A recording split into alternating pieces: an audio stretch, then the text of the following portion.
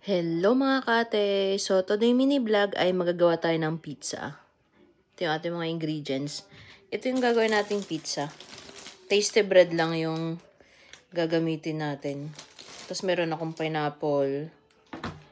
Meron din akong Unico pizza sauce. Mozzarella cheese at saka cook ham.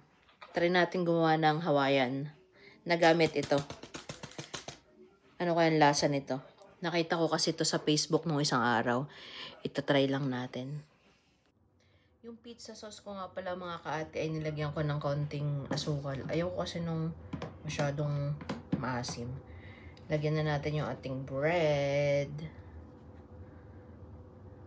Ano kayong kakalabasan nitong ating pizza? Nilagyan ko na pala siya mga kaate ng ham at saka ng pineapple. Lalagyan naman natin siya ng mozzarella cheese. Ito na, nalagyan na natin ng cheese. Isasalang na natin ang ating pizza bread. Nakasalang na siya mga kaate. Dito ko lang siya lulutuin.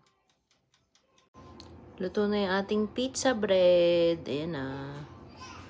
Ayan o. Kain tayo. Yun lang. See you again on my next vlog. Bye-bye.